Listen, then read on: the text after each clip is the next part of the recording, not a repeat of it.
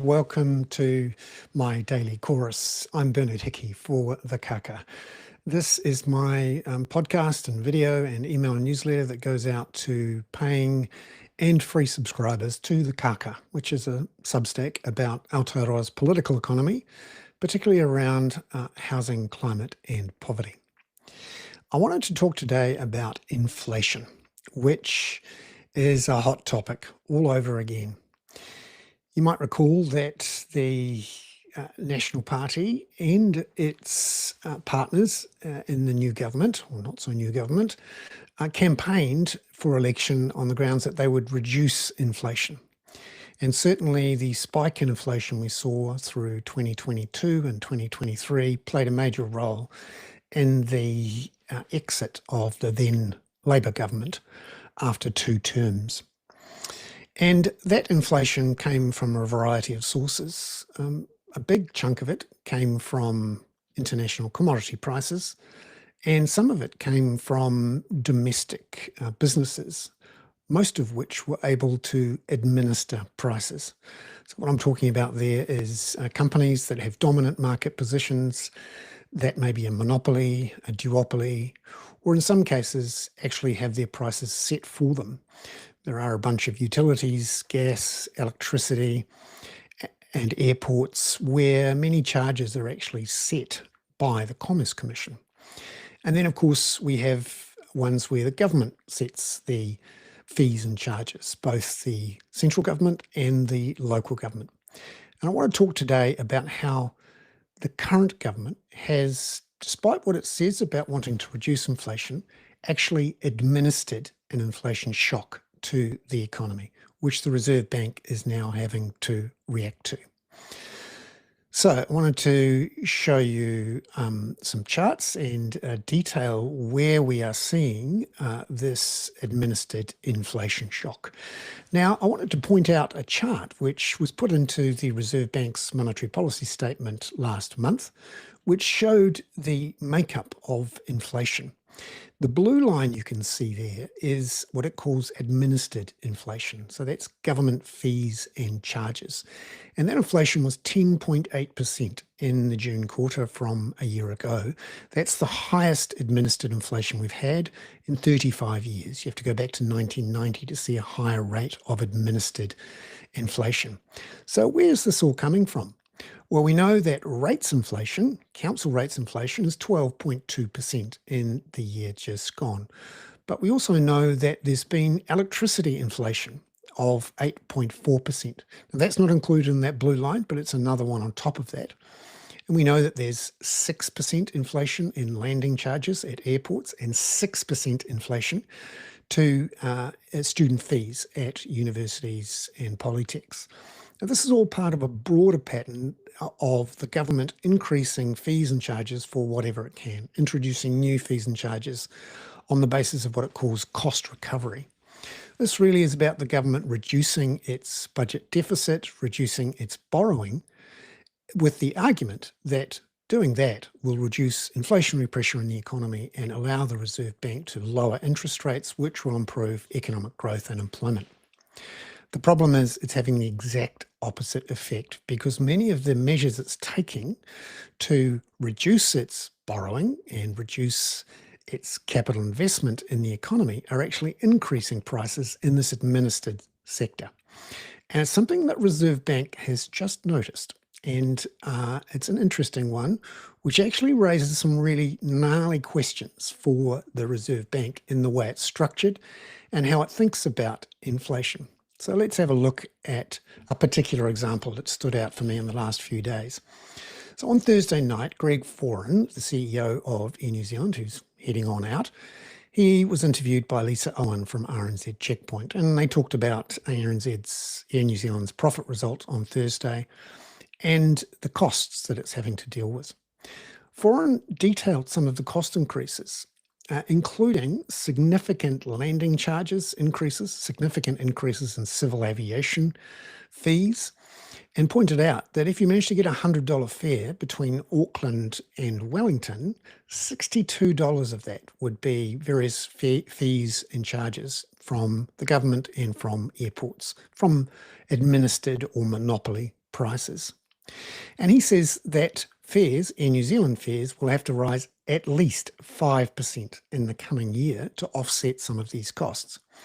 Now, what he didn't tell everyone is that fuel costs, a major part of the cost structure for New Zealand, have actually fallen 12% in the last year. Even after that, he's flagging at least 5% cost increases.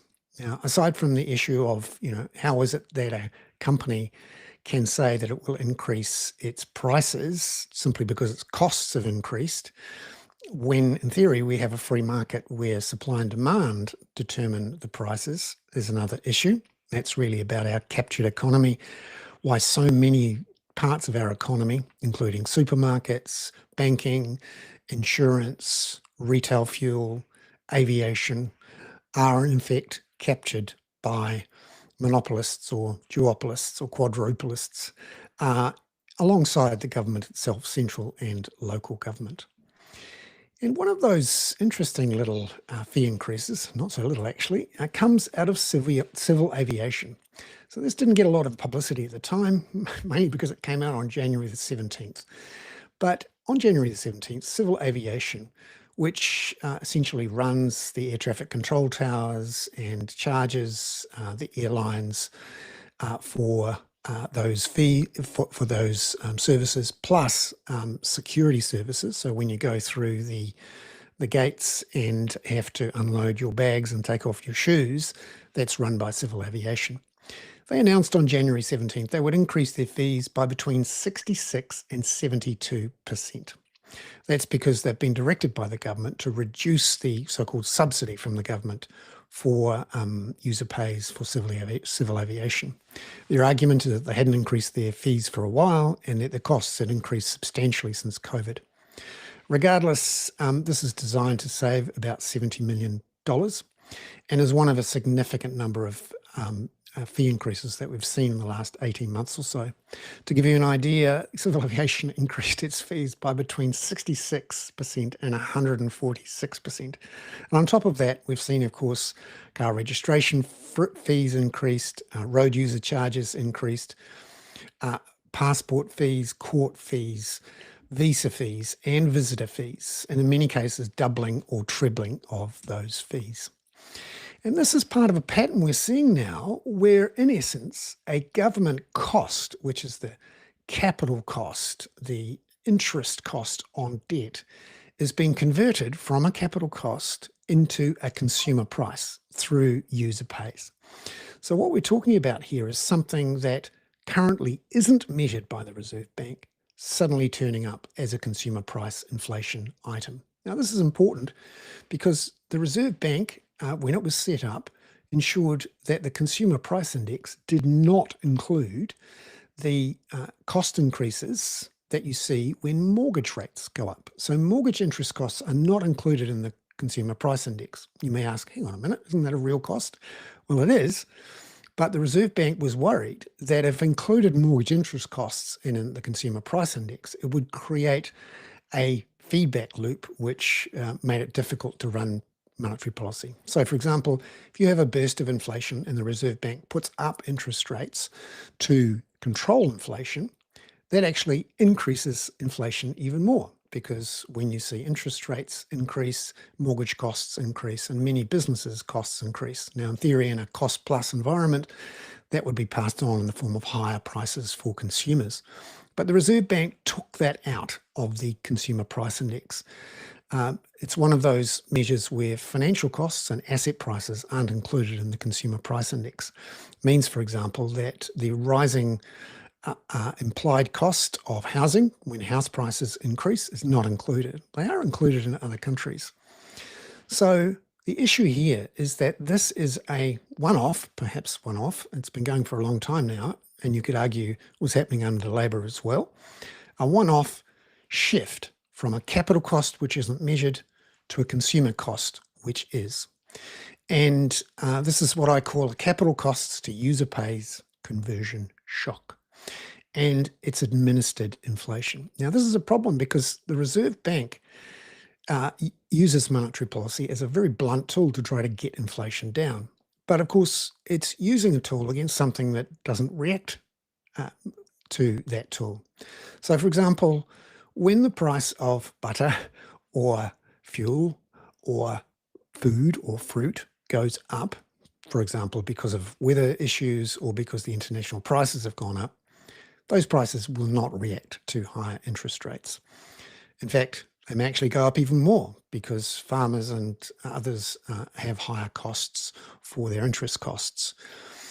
So in effect, the Reserve Bank is beating a dead horse when it puts up interest rates when it's trying to control international prices. Also, it's beating a dead horse when it's trying to influence the government and councils when they put up prices. Those councils and governments don't have to worry about a free market and trying to deal with reduced demand. They're doing it for their own reasons. In this case, it's the current government's drive to reduce its deficits and to get the size of government down from around 35% of GDP now, in the wake of COVID, down to about 30% of GDP, and also to bend downwards the debt track from its current measure of net debt, which I'd contest, but anyway, that's what they think it is, of about 42%, and getting it back down towards 30%. So on the face of it, it seems like a sensible thing to do, particularly if you're trying to reduce inflationary pressure in the economy. The trouble is the way they're doing it, by shifting an unmeasured capital cost into a very measured user pays cost, is doing the exact opposite of reducing inflation. It's increasing inflation, as the Reserve Bank is starting to notice. The trouble is the Reserve Bank can't ignore it. Whereas it can ignore higher mortgage interest costs, it can't ignore user pays costs that flow through into higher fees and charges and into other things as well, as we've seen with the price of airfares. Now, this is all starting to have an impact too on the government politically.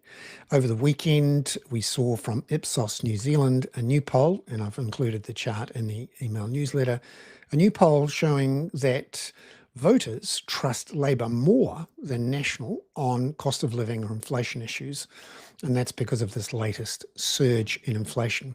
And at the moment, most politicians and the public and some of the articles you would have read have blamed it vaguely on higher food price inflation, grocery chains, all sorts of other people. But actually, one of the major causes of inflation right now is this government move to reduce borrowing and debt and shifting those costs onto consumers through user pays and higher charges elsewhere. We're also seeing it through the administered fees and charges in electricity, in gas, and in airports, where the Commerce Commission essentially regulates prices and takes into account increased capital investment and increased interest costs when it does increase those charges.